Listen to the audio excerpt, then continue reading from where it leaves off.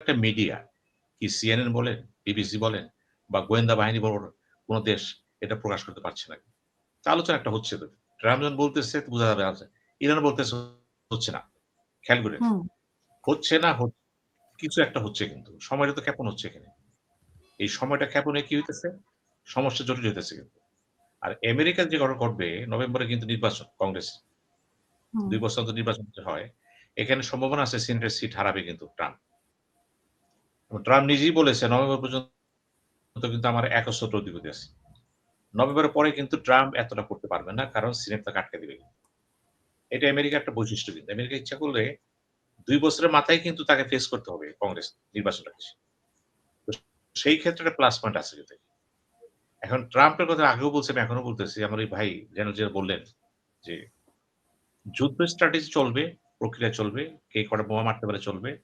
আমাদের and product হচ্ছে একটাই। আমি এখনো বলতেছি। ইরান একা। বাহ্যত একা। ভিতরে কে আছে সব গোপন, প্রকাশ নাই। আমি গোপনেতে যাব না। আমি রাশিয়া, চীনকে বলব না যে ইরানের পাশে দাঁড়ায় গেছে। তাদের স্বার্থে কম পয়সায় তেল পাবে। কারণ তেল হচ্ছে সবচেয়ে বেশি প্রয়োজন চীনের। চীনের তেল নাই। ওই তেলের জন্য সে সবকিছু করতে রাজি আছে। রাশিয়া ইউক্রেন পেয়ে গেলে চুপ হয়ে যাবে। কারণ ২ টা স্বার্থ কিন্তু এখানে পয়েন্ট ব্ল্যাংক। এবং আমেরিকা যদি মনে করে ২ স্বার্থ দিয়ে দেব, তাহলে বিষয়টা কিন্তু খুব সলভ হয়ে যাবে। ইরান একা পড়ে যাবে কিন্তু। আমি আপনাদেরকে কতগুলো বাস্তব চিত্র দিচ্ছি কিন্তু।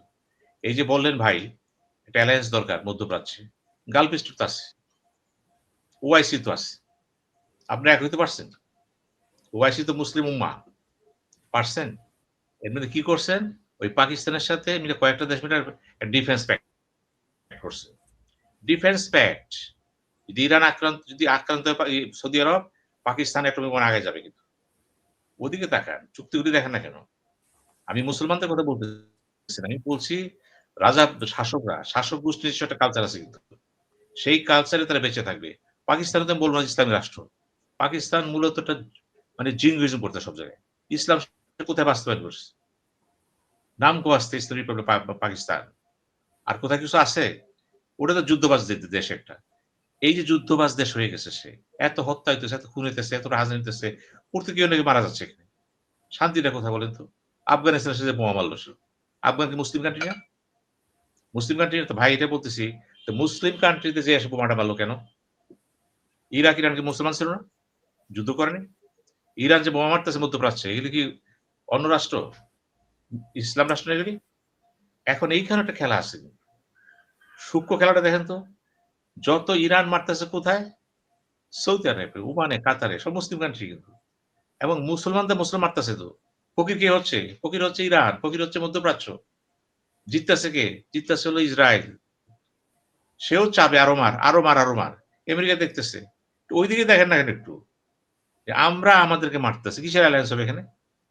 সৌদি আরব অ্যালায়েন্স করবে ইরানের সাথে? কারণ ইরান তো গণতান্ত্রিক দেশ। ইসলামিক রেভলিউশন করে। সৌদি রাজতন্ত্র। তো রাজা বাদশারা কি এমনি দিছে আমেরিকার? না। আমেরিকার পকেটে তারা বইসা আছে কিন্তু। এবং তারা কথা বলতে পারছে না। এখন আমেরিকা কি বলবে তাদেরকে? এই যে তোমাদের সব ধ্বংস হয়ে গেছে। ওরা বলে তো কি করলা তোমরা? আমরা সবই করব। এই অস্ত্র দিব না, আরো অন্য অস্ত্র দিব। নাও, এই নাও। অস্ত্র রেডি আছে তো। দাও টাকা দাও। এই সূক্ষ্ম এই দিকটা দেখেন একটু। যে ইরান যত আক্রমণ করবে ইসরায়েল এত খুশি হবে। মার তোরা তোদের মার আমরা দেখি। আমি তো মারবো তোরাও মার। এইখানে ঐক্য আসবে না কিন্তু। ঐক্য কার কারণে কিন্তু। এখানে ধর্মীয় ঐক্য আসবে না, মানবিক ঐক্য আসবে না, রাষ্ট্র ঐক্য আসবে না কিন্তু। এটা বাস্তব সত্য। আমি সেই যে বললাম যে যার বুঝ পেয়ে যাওয়ার পরে ইরানকে ফেস করতে হবে কিন্তু যদি ইরান যত বড় ধুরন্ধরই হোক, যত শক্তিশালী হোক, ১০ টা অ্যাটম যদি বানায় থাকে, কিচ্ছু আসে না। অ্যাটম সবার কাছে আছে। যাদের সাথে লাগছেন সবার সাথে অ্যাটম আছে কিন্তু।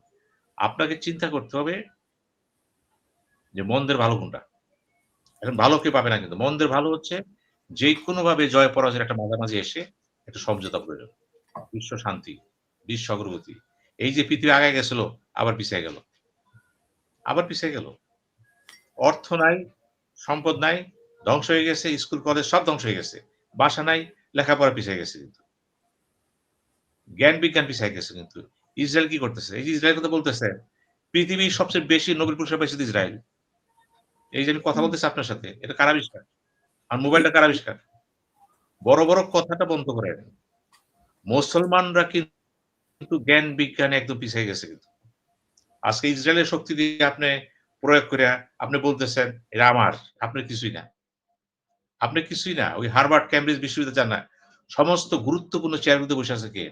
পণ্ডিত কারা? ইসরায়েল। ইসরায়েলের মাথায় কি বুদ্ধি বেশি?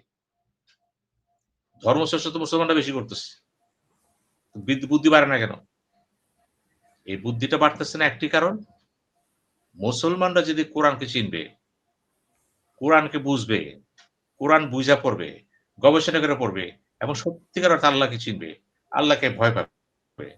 একদম ঈমান আকীদা দিয়া। সেদিন মুসলমান বলতে পারবে, আমাকে পৃথিবী ভয় পাবে। ভয় পাইছে কারে? হযরত ওমরকে পাইছে, আলীকে পাইছে, খলিফাদের পাইছে। কারণ তাদের ভিতরে আদর্শ ছিল, ত্যাগ তিতিক্ষা ছিল, সততা ছিল। এদের হবে কেন? আপনি যদি ইসলামের কথা বলেন, সেই ইসলাম নাই এখানে। ইসলাম নাই। মধ্যপ্রাচ্য রাষ্ট্রদের দেশ। ইসলামের দেশ না কিন্তু এটা। এবং তারা যা খুশি তাই করতেছে। অপচয়।